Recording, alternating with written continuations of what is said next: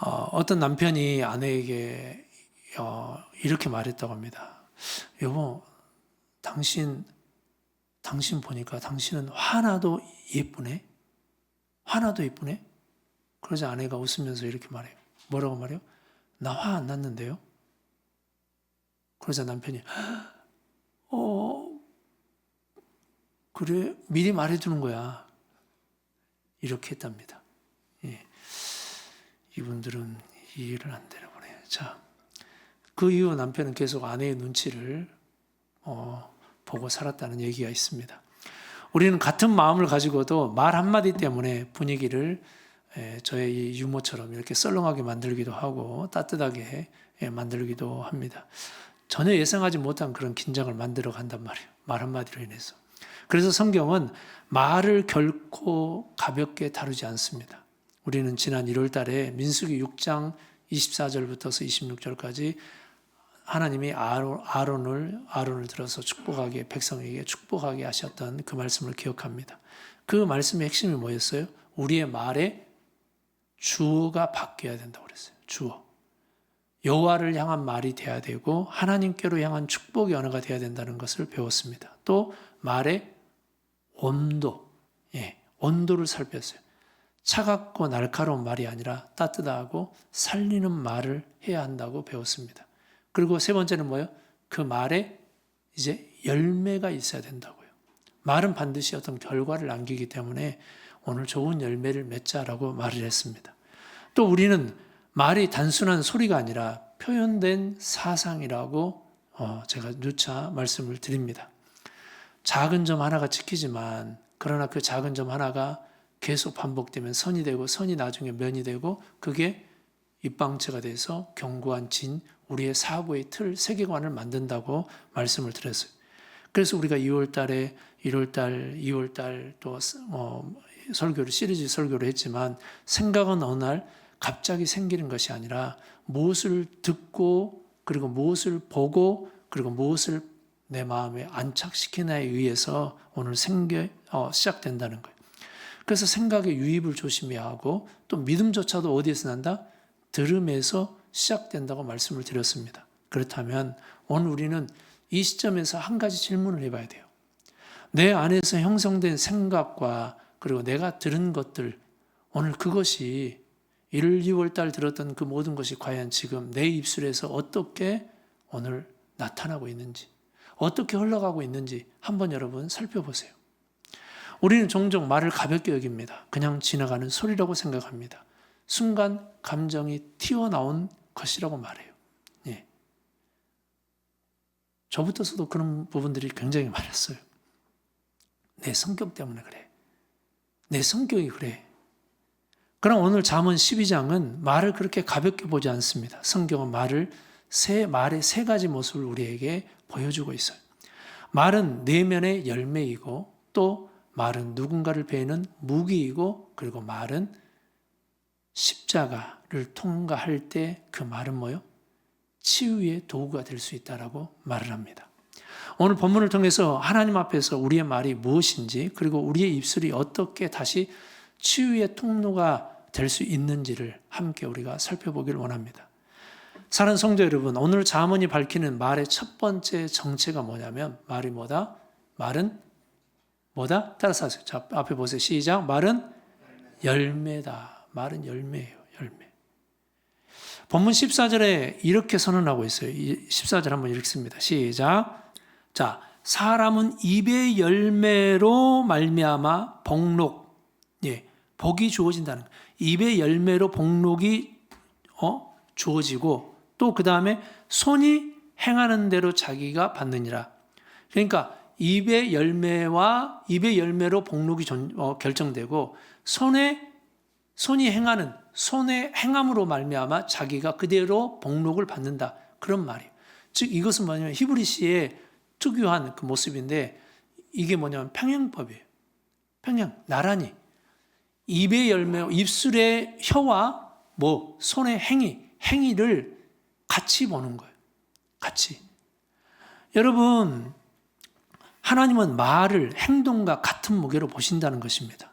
우리는 흔히 말은 공중으로 흩어지는 가벼운 소리라고 생각하지만 한 번 하고 지나면 끝이라고 우리가 생각할 때가 있어요. 그러나 성경은 그렇게 보지 않는다는 거예요. 하나님의 저울 위에서 우리의 말은 손으로 한 행동, 그런 행동만 도덕적 책임을 지는 것이 아니라 말도 똑같이 그렇게 하나님이 보신다는 거예요. 그래서 말은 그냥 지나가지 않아요. 말은 뭐예요? 우리가 어떤 행동을 하면 결과가 남듯이 말도 똑같이 뭐예요? 어떤 결과가 남는다는 거예요. 열매가 된다는 거예요. 할렐루야. 그런데 성경은 왜 하필 열매라고 부를까요? 왜? 사람은 입에 열매라고 그랬어요. 여러분, 열매가 뭐예요? 열매가 어떻게 생기죠? 열매가 생기는 과정 한번 저렇게 보세요. 봄에 뭘 뿌려요? 저렇게? 씨를 뿌리죠. 파종을 해요. 밭을 갈고 그 다음에 씨를 뿌립니다. 그리고 뭐요? 잘 관리를 해주고 물도 주고 그러면서 저렇게 쭉쭉 자라요. 그러고 나서 가을에 여름에 뜨거운 햇볕을 받고 나서 뭐요? 저렇게 열매를 맺는 거예요. 물론 저 방울토마토인데 작년에는 방울토마토 딱 매달만 나서 올 봄에는 방울토마토는 안 하고 다른 걸 하려고 그래요. 지금 가지나 음지에서도 자랄 수 있는 게 가지. 어떤 장로님이 그러다 목사님 방울토마토 하지 말고 이제 가지나 오이 같은 거 하라고. 그러면 몇 개 잘 자란다고. 그래서 올해는 그걸 한번 시도해 보려고 합니다. 여러분, 씨는 그냥 맺는 게 아니에요. 열매는 그냥 생겨지는 게 씨를 뿌리고 그게 뭐예요? 뿌리가 맺히고 그 다음에 나무가 자라서 열매를 맺는다는 거예요. 이것을 말하고 그대로 연결지어 생각해 보세요. 여러분, 우리의 입에 나오는 것이 뭐다? 입에 열매라고 그랬어요. 입에서 나온 말은 순간적으로 소리가 아니라 내 안에 있었던 것들이 밖으로 나타난 결과라는 거예요. 지난번 언어 시리즈 첫 시간 때 말은 뭐다? 표현된 사상이라고 말씀드렸죠, 방금. 내 안에 무엇이 들어와 있고 무엇이 자라고 있느냐에 따라서 결국 그게 입술로 나오는 거예요. 내면의 생각은 입력이고 인풋이고 말은 아웃풋이란 말이에요. 그게 속에 있는 게 밖으로 배출되는 거예요. 어떤 분이 이런 말을 합니다. 나는 여보, 저는 생각을 너무 많이 하면서 말을 해요. 말할 때마다 늘 생각을 많이 해요. 그걸 듣고 있던 남편이 이런 말합니다. 그런데 왜 당신은 말을 하고 그렇게 후회를 해? 그러자 이런 말합니다. 생각을 했는데 다른 생각을 했나 봐요. 웃음은 나지만 사실은 우리의 현실이 그러지 않냔 말이에요. 말을 막 생각한다고 하면서도 사실은 너무 쉽게 말을 하는 거예요. 어떤 사람은 말하고 막 갈 때마다 불안해. 뭔 말을 할까? 불안해. 찔린 사람이 있어요. 그래서 우리는 때때로 가족에게, 성도들에게 거칠고 날카로운 그런 말을 쏟아낸 뒤에 이렇게 종종 말해. 나는 홧김에, 나도 모르게 홧김에 쏟아낸 말이야. 내 본심은 그게 아니야. 말이 헛나왔어. 여러분, 한 가지 질문을 드릴게요. 제가 길을 걷다가 누군가 옆에 와서 제 팔을 툭 쳤어요. 근데 제 손에 들고 있던 게 뭐냐면 머그잔이에요. 머그잔에 누가 팔을 툭 치니까 머그잔에 들어있던 커피가 쏟아졌어요. 그러면 커피가 쏟아진 이유가 뭐 때문이에요? 누군가 내 팔을 쳤기 때문에 쏟아진 거예요? 아니면 애초 내 컵 안에 커피가 들어있기 때문에 쏟아진 거예요? 커피가 쏟아진 건 뭐예요? 그 컵 안에 커피가 들어있기 때문인 거예요. 여러분, 컵 안에 물이 들어있다면 물이 쏟아졌을 것이고 주스가 들어있다면 주스가 쏟아졌을 겁니다. 여러분, 내 입술에 쏟아지는 것은 혀의 실수가 아니고 뭐예요? 내 안에 이미 들어있던 것들이 나온단 말이에요. 우리 교회에는 그런 분 안 계시지만 다른 교회 평소에 말씨가 너무 곱고 거룩한 권사님 한 분이 계셨어요. 그런데 이분이 운전대만 잡으면 이상하게 필터가 막 꺼져버리네. 하루는 구역 식구들하고 저렇게 권사님 나와야 되는데 권사님이 안 나와버리네. 자, 권사님이 이제 창피해서 안 나오시네. 자, 구역 식구들하고 신방을 가는데 막 기분 좋게 막 신방을 가는데 갑자기 택시 하나가 팍 끼어드네. 아니면 택시 아니면 뭐 소렌토 뭐 어떤 검정색 소렌토가 막 들어들어요. 그러니까 갑자기 그 권사님이 에이 이런 삐삐리리리삐리리 막 험한 말이 막 튀어나오는 거예요. 그러자 차 안에서 갑자기 정적이는 권사님 백미러를 뒤를 쳐다보니까 성도들이 그 집사님들이 막 얼굴이 막 사색이 돼 있어. 그러니까 어머 내가 미쳤나 봐. 갑자기 마귀가 들렸나 봐. 나도 모르게 헛말이 나왔네. 집사님들 내 본심 아닌 거 알지? 그런데 여러분 성경의 진단은 뭐예요? 그렇게 말합니까? 훨씬 더 깊게 말해요. 마귀가 틈탄 게 아니에요. 우연한 말실수는 없다 이 말이에요. 그게 뭐예요? 내 입에서 튀어나온 그 거친 말, 또 상처 주는 말, 그것은 혀가 잘못 움직인 게 아니란 말이에요. 마귀가 틈타서 그런 게 아니란 말이에요.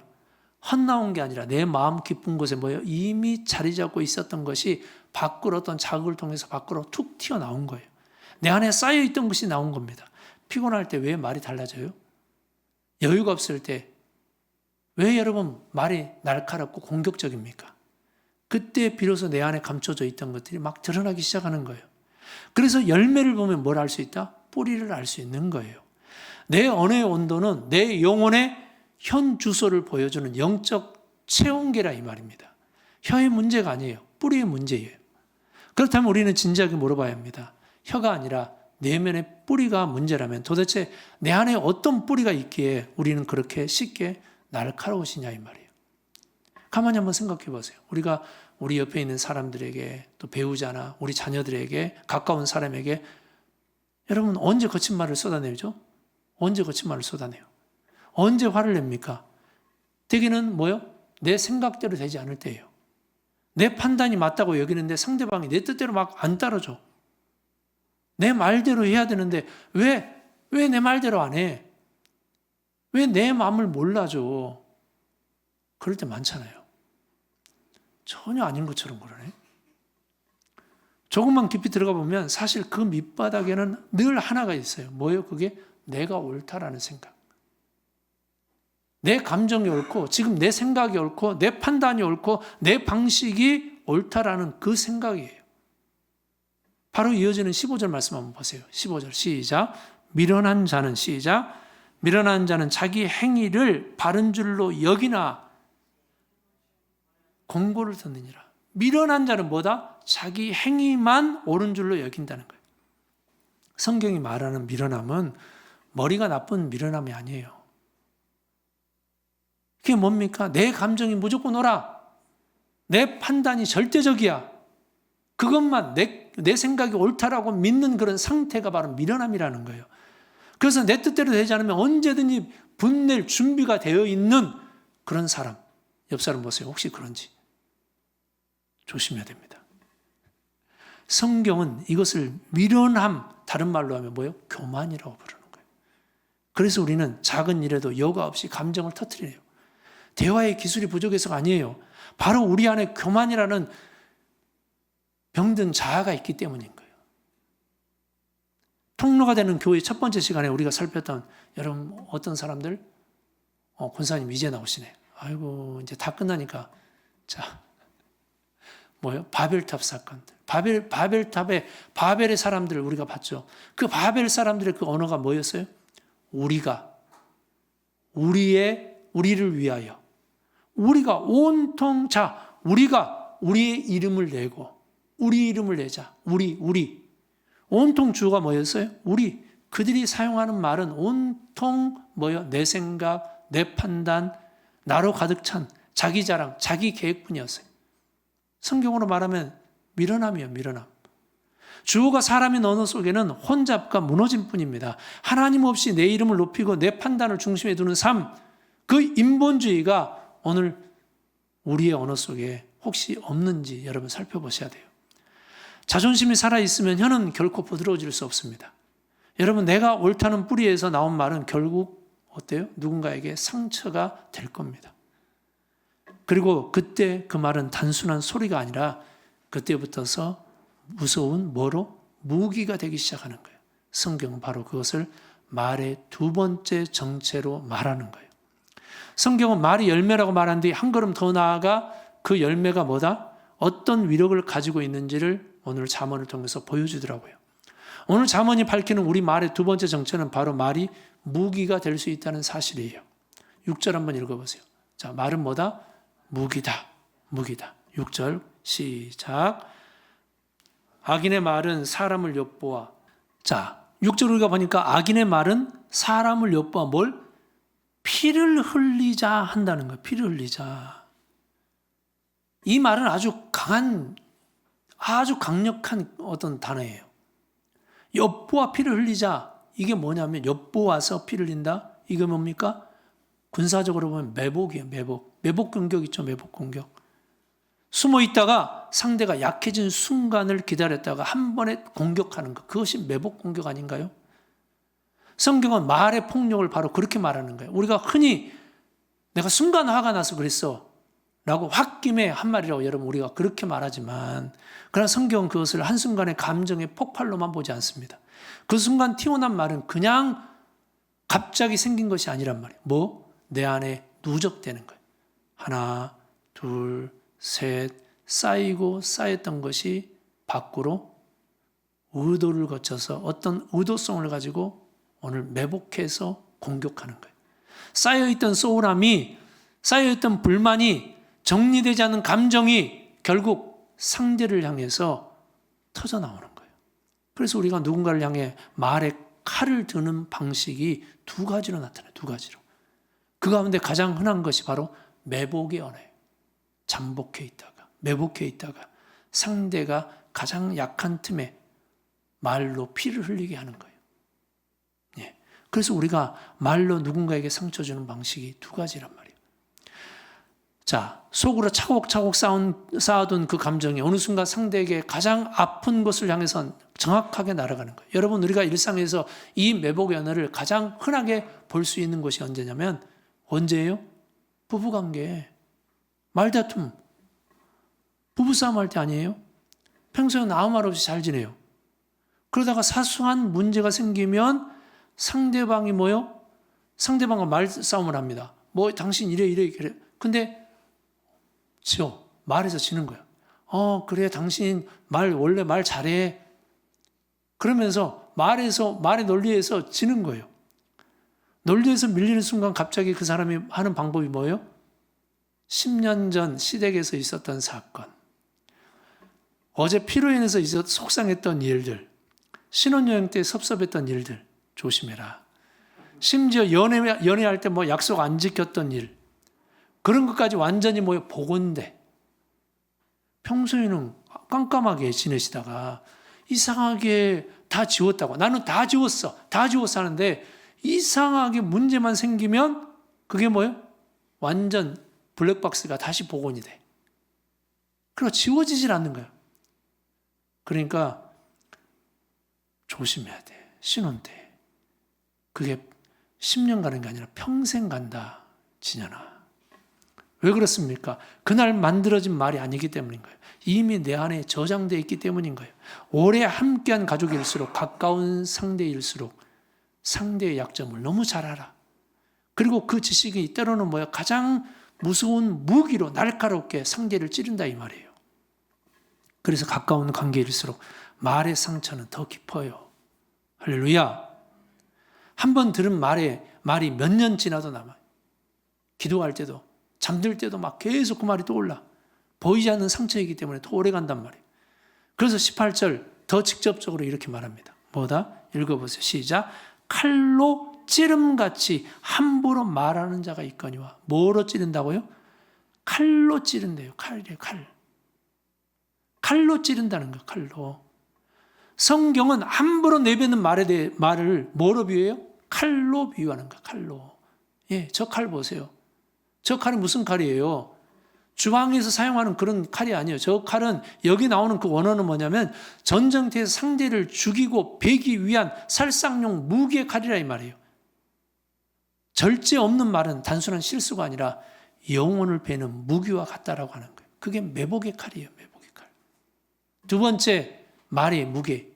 그게 뭐냐면 18절 하반절 보세요. 시작. 칼로 찌른같이 함부로 말하는 자가 있거니와. 함부로. 무절제의 칼이에요. 무절제. 함부로 이 말은 뭐냐면 히브리어로 버테흐래. 버테흐.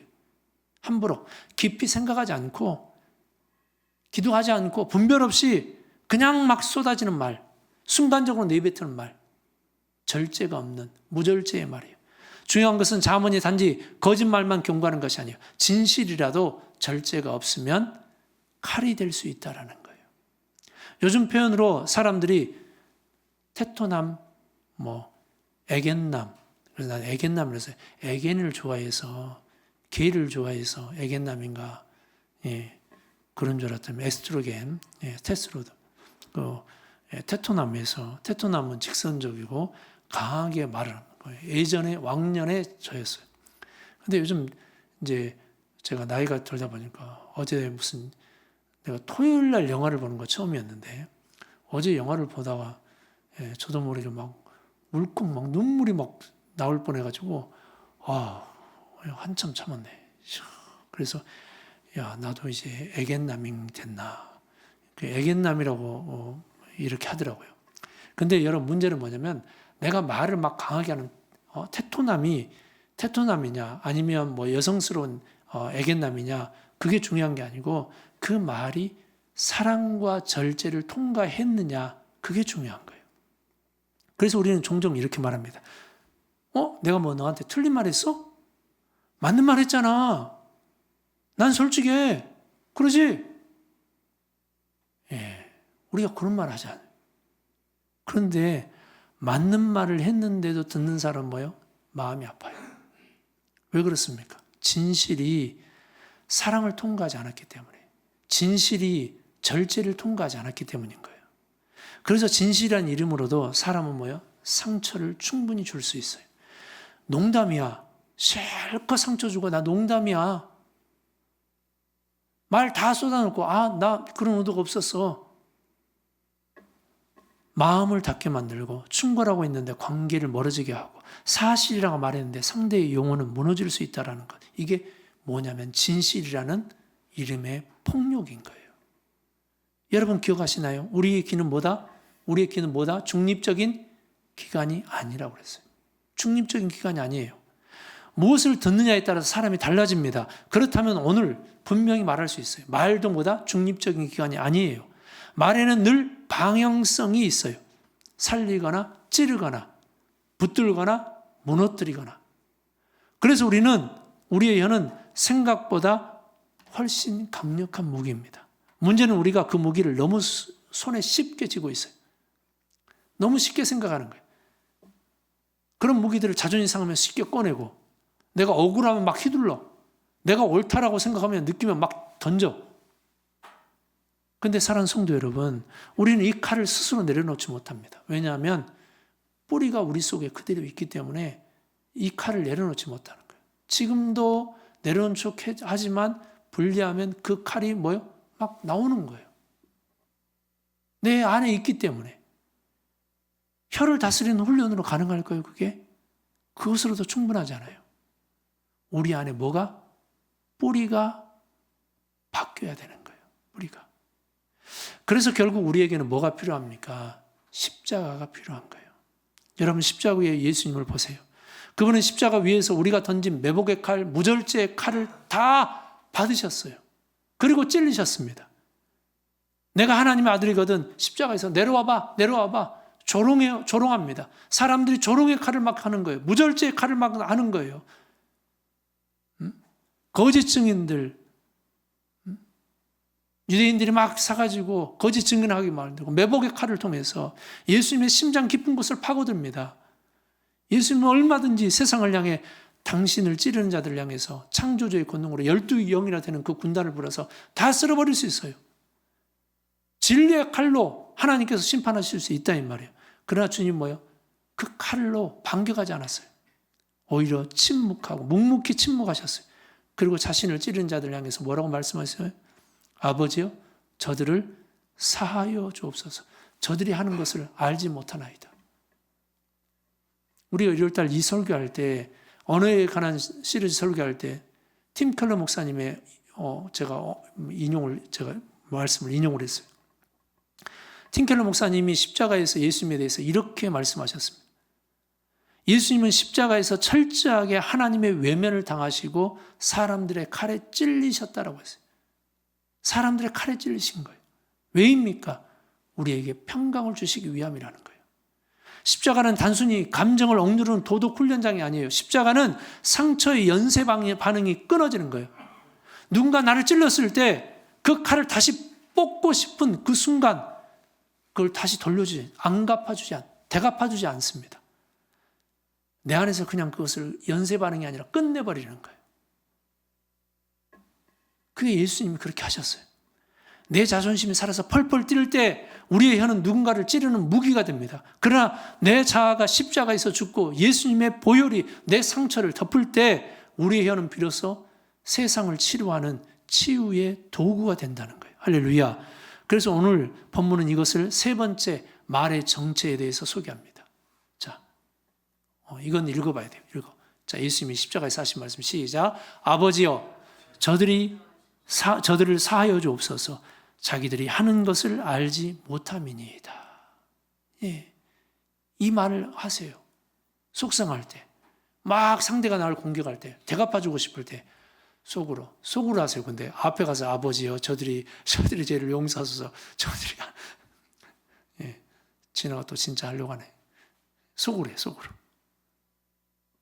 자, 여러분 읽어봅니다.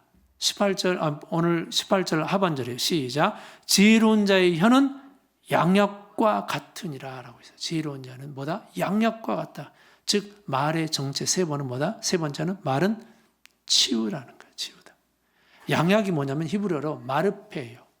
버테으는 여러분 뭐예요? 칼이지만 무절제지만 이 양약이라는 것은 마르페, 이 단어는 기분 좋게 만드는 위로 정도가 아니고 칼에 찔려 찢어진 상처를 꿰매고 병든 곳을 치료하여서 이전보다 더 건강하게 회복시키는 것, 그것이 바로 마르페라는 거예요. 그게 양약이라는 거예요. 상처를 덮는 수준이 아니라 완전히 회복시키는 거예요. 여러분 혹시 일본 전통 예술 중에서 킨츠키라는 기법을 아십니까? 킨츠키 기법. 여기 보면 자, 도자기가 있어요. 저게 접시. 저 접시가 깨져버렸네. 저 깨지면 어떻게 해요? 일반적으로 깨지면 저 버려버리든지 아니면 기스가 난다든지 끝에가 나갔어. 그러면 저 깨진 거 그냥 버려요. 아니면 본드를 붙여서 대충 흠집을 감추려고 합니다. 그런데 킨츠키 장인들은 달라요. 그들은 깨진 틈새에 뭘? 진짜 금으로 정성스럽게 꿰매어 그것을 이어붙입니다. 그러면 어떻게 돼요? 깨졌던 도자기는 이전에 평범했던 도자기보다 뭐요? 더 훨씬 아름답고 값비싼 예술품으로 재탄생하는 거예요. 구원의 방법이라고 그래요. 이거를. 구원의 방법.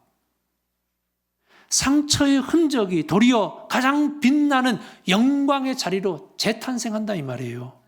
사랑하는 성도 여러분, 십자가를 통과한 우리의 치유의 언어가 바로 이 금과 같습니다. 내 교만이 죽고 십자가의 보혈이 묻은 따뜻한 말 한마디는 상처받아 산산조각난 내 아내의 마음, 내 남편의 마음, 그리고 내 자식의 마음, 그 깨진 틈새를 금으로 꿰매는 영적 오늘 뭐예요?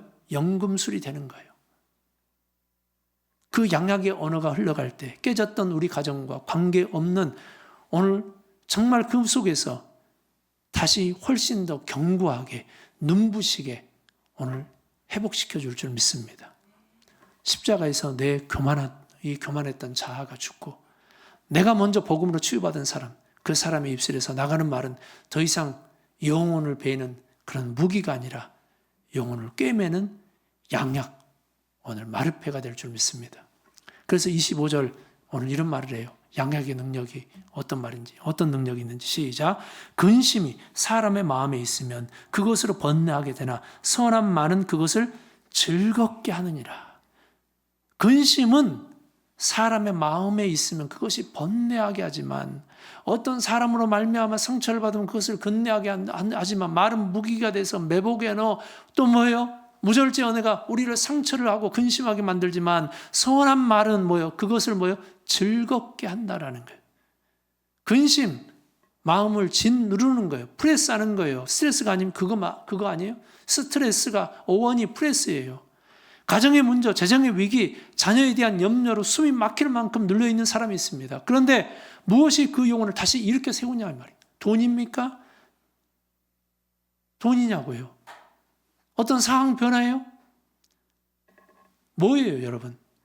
하루 종일 직장에서 시달리고 집에 돌아와, 집에 와보니까 남편이 설거지 안 해왔네. 밀린 설거지를 하는 그 아내의 뒷모습, 여러분 상상해 보세요.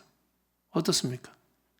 어깨에 곰 3마리가 앉아있는 것 같고 몸은 물먹은 솜처럼 막 천근만근 무겁습니다. 설거지하면서 내가 오늘 이렇게 막 이렇게 중국 갔다가 막 이렇게 하고 있는데 남편이 설거지 안 했어? 내가 식모인가? 내 인생이 왜 이러나? 하며 마음이 막 한없이 가라앉고 막 근심에 짓눌러 있어요. 괴롭습니다. 그런데 그때 남편이 뒤에서 오늘 다가와서 어깨를 주물러주면서 이렇게 말합니다. 여보, 우리 집이 돌아가는 건 다 당신 덕분이야. 너무 고생 많아서 나도 가서 좀 쉬어. 내가 할게. 여러분, 이 말 한마디 들었다고 갑자기 통장 잔고가 늘어납니까? 집 평수가 더 늘어났어요? 안 좋았던 환경이 막 1mm 더 막 늘어났는데 하나도 바뀐 게 없어요.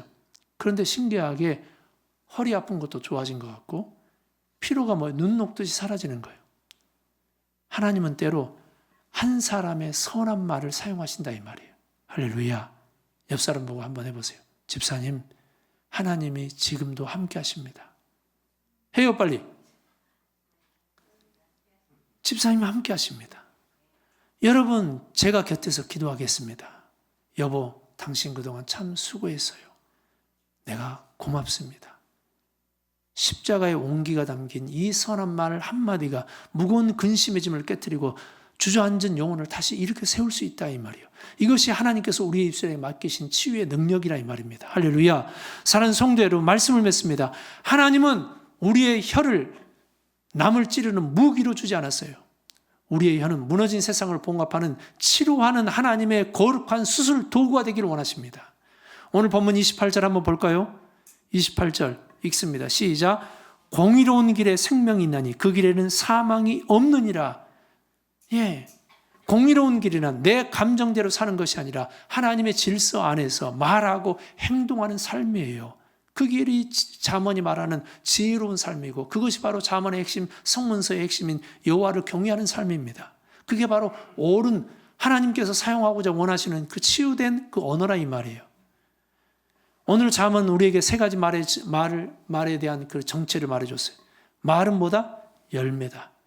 그리고 그 말의 열매라는 것은 내 안에서 무엇이 자라고 있느냐가 결국 반드시 뭐로 나타난다? 입술로 나타난다. 그 사람의 말을 들으면 그 사람의 뿌리가 보여요. 여러분, 그래서 말 조심하세요. 이제 여러분의 뿌리가 보이기 시작합니다. 그러다 다들 이제 침묵하시겠네. 그래서 말을 바꾸려면 혀가 아니라 뭘 바꾸라? 뿌리를 바꿔야 하는 거예요. 뿌리가 바뀌지 않으면 말은 뭐가 된다? 무기가 된다. 그러나 십자가에서 뿌리가 죽고 복음으로 치유받으면 말은 뭐가 된다? 양약이 되는 거예요. 십자가로 내 영혼의 뿌리를 고치지 않으면 내 혀는 오늘도 여전히 누군가를 찌르는 매복의 칼, 무절제의 칼이 됩니다. 그러나 십자가에서 내 자아가 죽고 내가 먼저 치유받으면 내 말은 죽어가는 누군가를 살려내는 생명의 양약이 된다는 거예요. 이번 한 주 거친 광야를 살면서, 광야 같은 세상을 살면서 여러분 손에 그리고 여러분의 입술에 쥐어진 그 칼을 십자가 앞에 내려놓고 속상할 때 눈에 보여지는 그 모습 보고 아니 이렇게 올라와도 내가 옳은 대로 막 말하고 싶어 해도 내가 말로 대갚아주고 싶을 때도 여러분 그것을 참고 비난받아 마땅한 사람에게 오늘 비난하는 게 마땅하지만 오히려 그들을 축복하고 그것이 바로 내 입술의 칼을 십자가에 못 박는 사람이라는 것을 잊지 말고 그렇게 실천하는 저와 여러분들 되시기를 바랍니다. 내 영혼을 살리는 십자가의 사랑으로 상처 입은 가족의 마음을 꿰매고 근심에 짓눌린 지체들에게 양약의 언어를 흘려보내는 우리 모든 성도들 되기를 주님의 이름으로 축원합니다. 기도합니다.